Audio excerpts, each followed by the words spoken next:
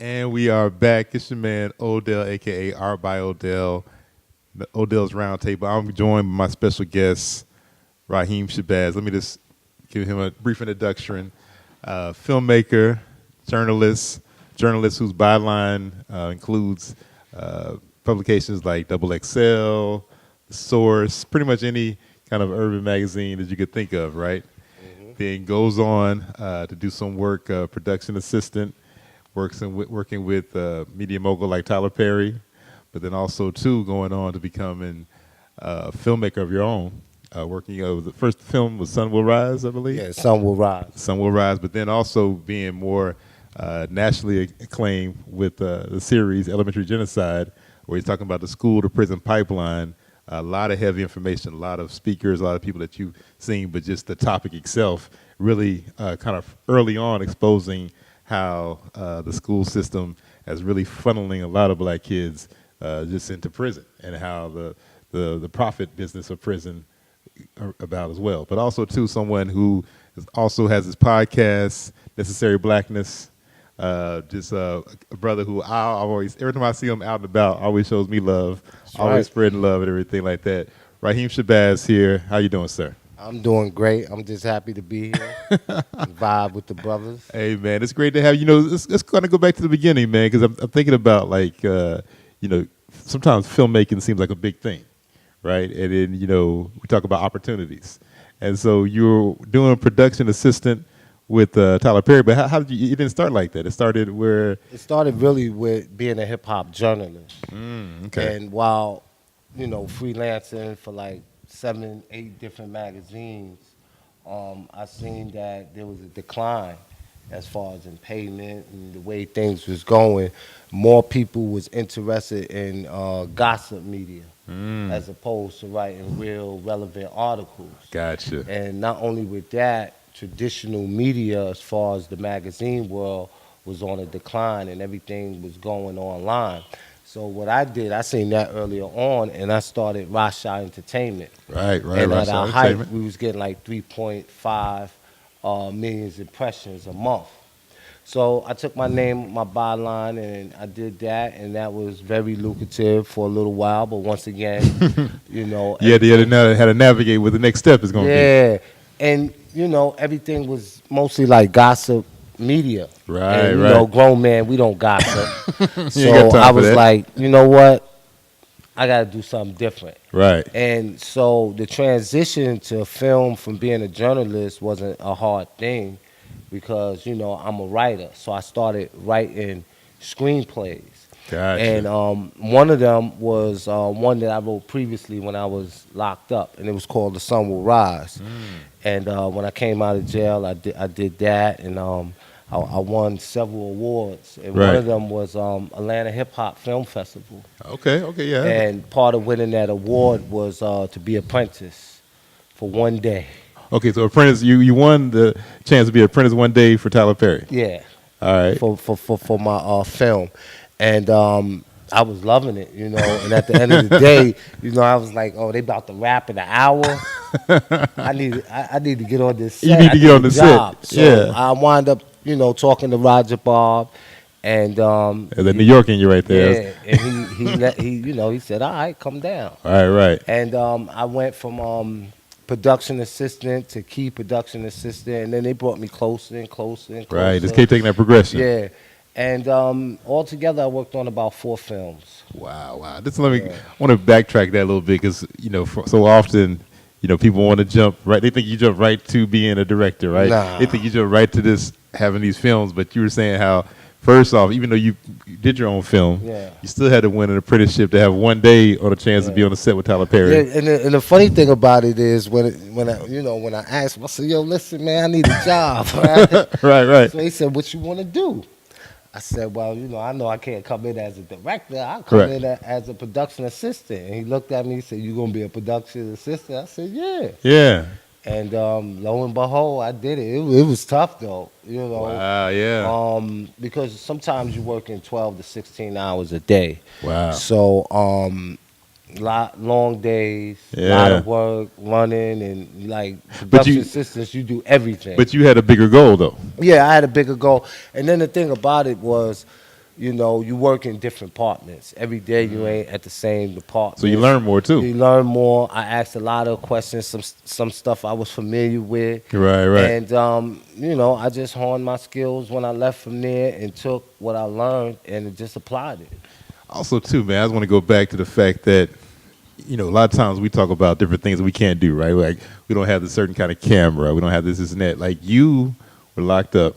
You still said, okay, I'm going to write and put this thing together. And you came out and, like, I mean, we already know it's already a knock just trying to do something creative in general. But you came out with, like, okay, I did some time, this is that. Like, you didn't let those things hold you back. Because sometimes we get in our own head, especially black folks, man. We'll find out all these reasons why we can't do something. But you just said, hey, I want to go out here. I want to get into film. I'm not going to worry about the fact of this, I did that. Like, what was it about it that just made you keep going like that? I knew with the type of record that I had that I wasn't going to get a traditional 9 to 5. I got you. Okay. And while I was in there, I graduated. I actually graduated 8 days before I got out. So I had a degree in human service. Okay. And I never took that degree out of that envelope. It's still sitting in the same envelope. Okay. You know, I knew then, as I know now, that I no longer want to work for nobody. So it was never my goal to work for anybody. And with the screenplay, I wanted to sell it. Okay. You know, I was doing interviews, right? Right. And I interviewed the guy that did Brown Sugar. Okay. And he told me how much money he made selling his screenplay to Magic Johnson. And initially, the screenplay was called 7 Days. Oh, Brown Sugar was? Yeah, it took him 7 days to write it. And he actually was sleeping on his friend's couch, was homeless, and Magic Johnson bought the screen. Changed his life. And the rest was history. Wow. So I had a screenplay. So I was like, all right, I'm going to try to sell this.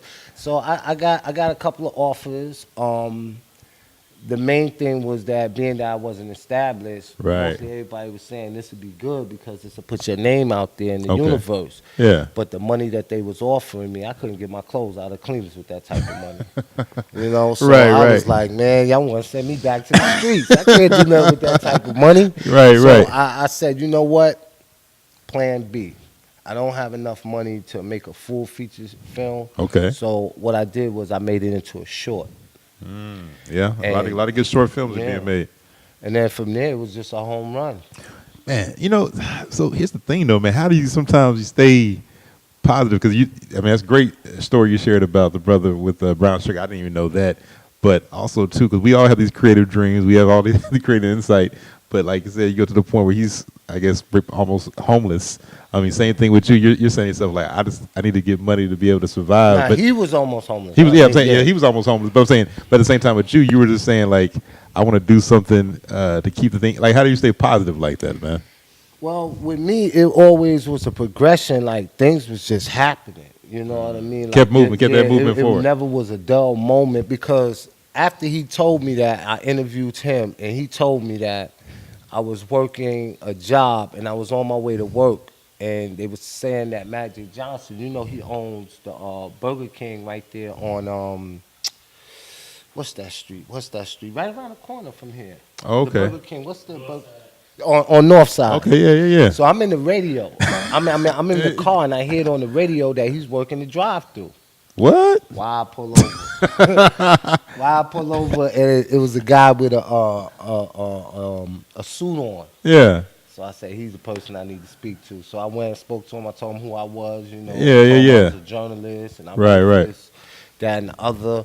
And he said, I can't guarantee you can get an interview with him.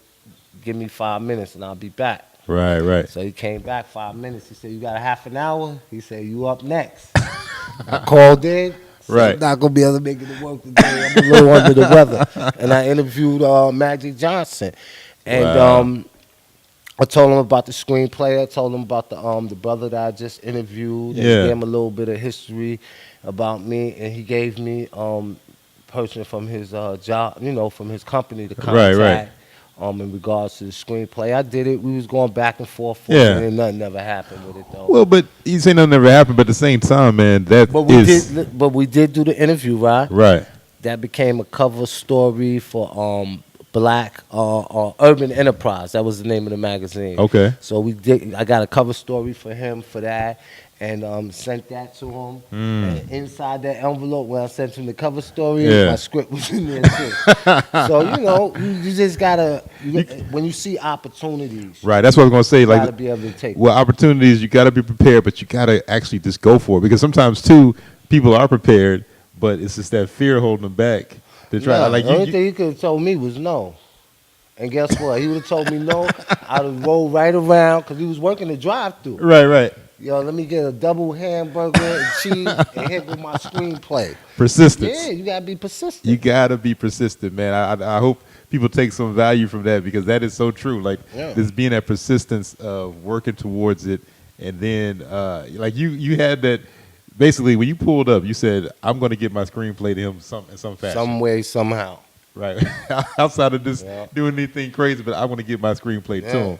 And I think that's the thing about it. As you try to go on and get creative, you have to have that same kind of persistence. We're going to take a quick break, and we're going to come back. We're going to talk more about being an independent filmmaker, talk about your podcast, talk about Elementary Genocide. But that's a great story about Matty Johnson. I saw that. I knew you had interviewed him, but I didn't know that this is how it came about. And before we go to a commercial break, I was so cocky with it, right? After the interview, New York got cocky. I can't believe it. I called in sick, right? After the interview, I was ready to call back and tell him I quit. And I was like, yo, let me hold on for a minute. Yeah, because they put that battery in your back right there. Yeah, I was like, this might not be a sure thing, but you got to be like that. You got to be going for it. Full. That's hilarious, though. You say, hey, I just got through interviewing Matty Johnson. I don't need this job. Quit. Well, listen, we're going to take a quick break. We'll be right back. Odell's Roundtable.